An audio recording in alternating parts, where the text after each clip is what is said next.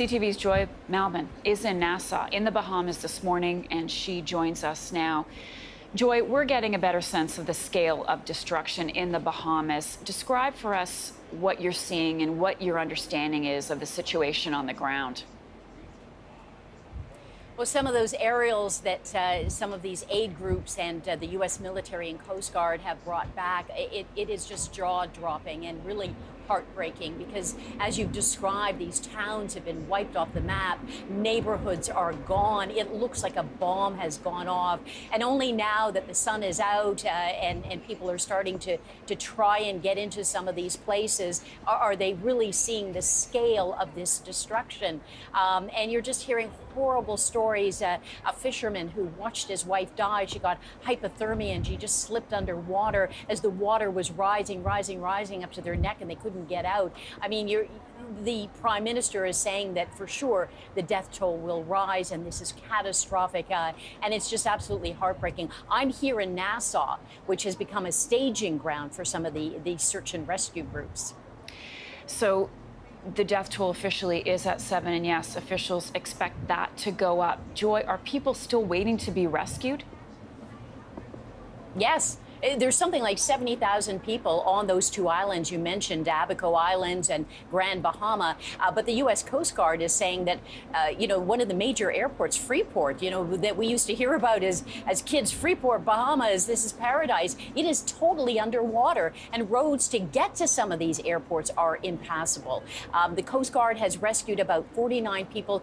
The severely sick and injured, getting them immediate medical attention. But the need now is so great. You're talking thousands of people who have no food, no water, and they have been pummeled by this hurricane for almost 2 days now. There are some really long and difficult days ahead. Are you hearing any word from officials on rebuilding? What's the main priority right now? I hear a lot of people talk about rebuilding, and Bahamians always say, oh, we've gone through many hurricanes and we always rebuild. But how do you rebuild when there is nothing left? It's really heartbreaking here. But right now, it's survival. That's what the need is right now. And so many charity groups, volunteers. I mean, we've seen people who have been using jet skis and boats, anything. They're rescuing themselves.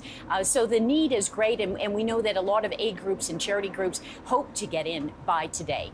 Joy Malbon for us in Nassau, in the Bahamas. Joy, thank you for that.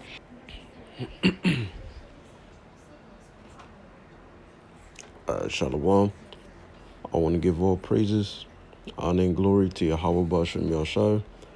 I want to give double honors to the apostles and elders of Great Millstone, because that's where I learned this truth from, through the spirit and power of Yahweh Bashem Yahshai. Yahweh is the true name of the God of Israel.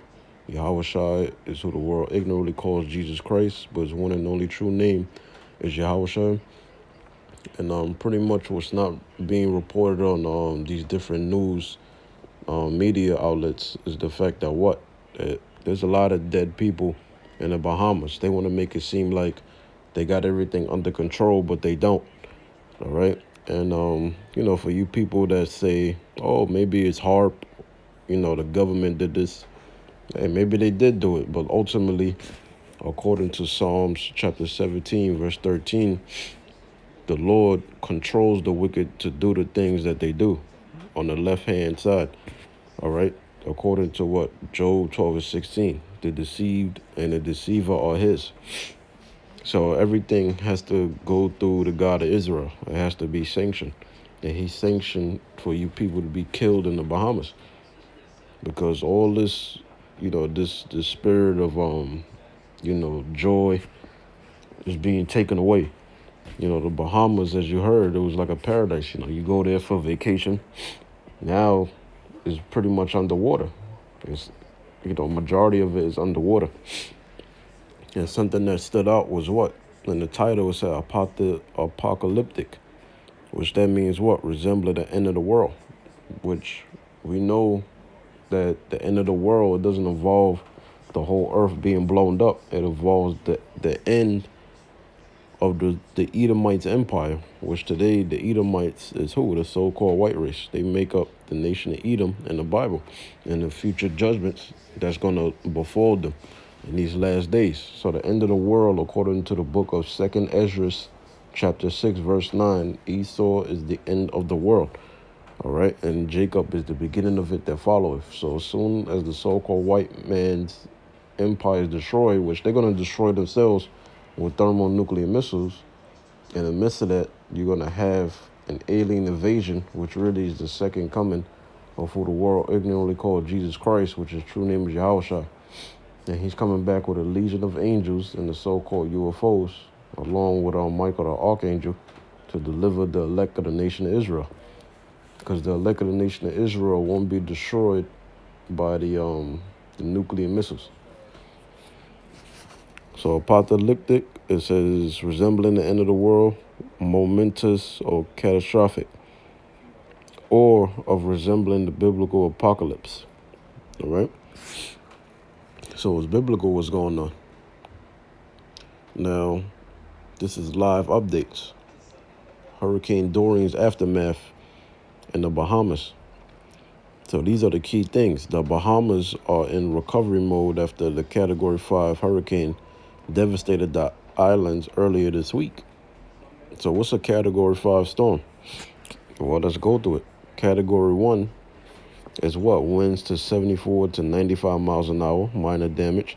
Category 2 is winds from 96 to 110 miles per hour, extensive damage, can uproot trees and break windows. Category 3 is winds from 111 to 129 miles per hour, devastating, can break windows and doors. Category 4, winds from 130 to 156 miles per hour, catastrophic damage, can tear off roofs. And this is what Hurricane Dorian is, Category 5. Winds 157 miles per hour or higher, the absolute worst, and can level houses and destroy buildings. And what else can it do? Cause floodings. All right, and that's what you're seeing. So let's get into the scriptures, because there's a lot of death over there. But, Lord willing, the brothers in the Bahamas is all right. But this is Amos 3:6. It says, shall a trumpet be blown in the city, and the people not be afraid? Because who's blowing the trumpet? The Hebrew Israelites, beginning with the apostles of Great Millstone. Because what you people need to understand is not every Hebrew Israelite camp is the same. You have camps that's agents. You have camps that's sold out to the Raw Execution Order. You have camps that's under the 501c3 charter, and they don't want to expose each other. Nobody wants to talk about how these camps are under 501c3 charter.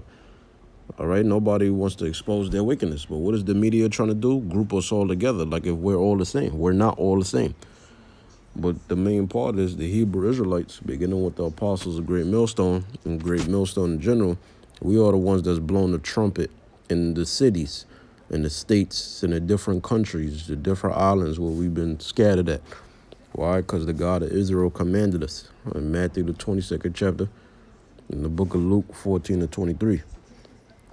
So it's being blown. We're telling you people destruction is coming.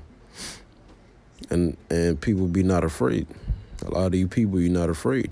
You're still in the spirit of wanting to go on vacation and have a good-ass time without glorifying the Lord. Shall there be evil in the city, and the Lord have not done it? Because the Lord is a perfect balance. He controls the good and evil. All right? So the Lord is the one that's sending these storms over there. This is Isaiah 29:6. Thou shalt be visited of the Lord of hosts, which means Lord of armies, with thunder and with earthquake and great noise, with storm and tempest and the flame of devouring fire. Because what is this all tying in with? The book of Ecclesiasticus, also known as the book of Sirach, chapter 39, from verses 28 on down. The spirits of vengeance. So the Lord created these different spirits of vengeance to what? To appease him. And they will appease him by playing out their lot, which is to destroy. All right, and to punish the wicked, which the wicked is the you Edomites first and foremost, according to Malachi 1:4, but then the wicked of his people. Because majority of you people in the Bahamas, you ain't seeking the Lord. You already think you're in the kingdom of heaven. That's why your damn island is fucked up. This is Jeremiah 5, and 22, it says, "Fear ye not me, saith Yahweh. Will ye not tremble at my presence, which have placed the sand for the bound of the sea by a perpetual decree that it cannot pass it. And though the waves thereof toss themselves, yet can they not prevail. Though they roar, yet can they not pass over it." That's the point. You people are trembling at the presence of the Lord. You would think that whenever a natural disaster, happens to our people, that they would seek the Lord. But majority of the times, that doesn't happen. That's why you got a hurricane season, to punish y'all. This is Isaiah 45:7. Because it's the Lord that creates good and evil, regardless of how innocent you think people are. People ain't innocent. According to Job 4:7, it says, "I formed the light," Isaiah 45:7, "I formed the light and create darkness.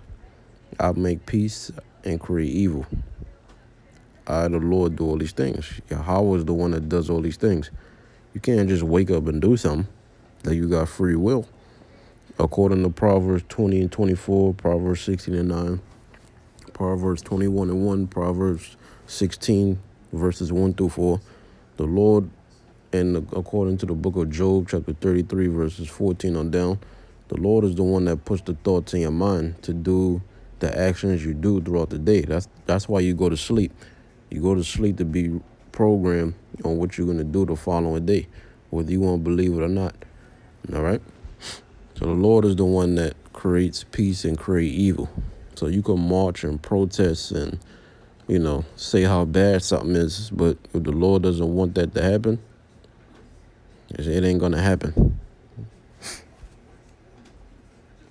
This is the book of Nahum, chapter 1, verses 2 and 3. It says, "The Most High is jealous, and the Lord revengeth. The Lord revengeth and is furious. The Lord will take vengeance on his adversaries." Who's his adversaries? The 17 heathen nations and 2/3 of the nation of Israel.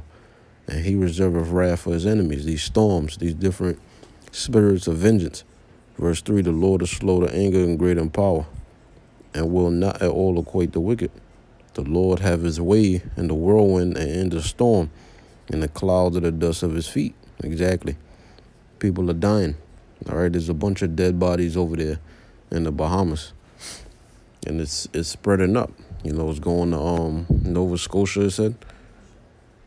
Let me see if I can find it. Because look, what does it say? It says the Bahamas is category 5. They said the victims, at least 43 people were killed when a hurricane hit earlier this week. There's more than 43, man. And then it says as hundreds remain missing. Where the hell they at? They're dead. Then it says tens of thousands homeless. The United Nations believes at least 70,000 people are homeless. Yeah, the majority of them 70,000 is dead anyway. They're homeless. So now what are these people doing? Now there's going to be a great influx in the port of Miami. Because that's, when you read this article, that's what it is going to go into telling you. How all these people in the Bahamas, these so-called West Indians, which is the tribe of Benjamin in the scriptures, they're gonna have to go to Miami. Just like the situation that happened with Puerto Rico last year. So it says more than 370,000 without power in Nova Scotia. You see, so this hurricane is picking up speed. It's destroying people. It's moving on up the coast. So it says, as Hurricane Dorian continues to move along Canada's maritime provinces, nearly 380,000 homes without power. So this is what's going on. The storm is spreading up. And it hit the Carolinas as well.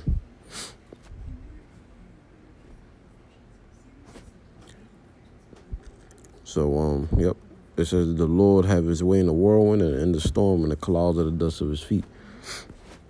So this is final scriptures, Psalms chapter 83, verses 15 through 18. It says, so persecute them with thy tempest and make them afraid with thy storm. And that's what's going on. The people being persecuted. Why? Because most of you Israelites over there, you're wicked.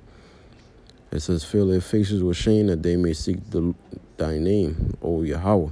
That's his name. That's a name you Israelites need to repent and call upon, Yahweh and his son, Yahweh Shai. But a lot of you lack common sense. It says, let them be confounded and troubled forever. Yeah, let them be put to shame and perish. That's why the death toll is high over there. Because you're born in vain. It says that men may know that thou, whose name alone is Yahweh, because that's not, the name of the God of Israel is not Jehovah. The name is Yahweh, the Most High over all earth. So you people are witnessing, an inkling of the power of the God of Israel. Shalom.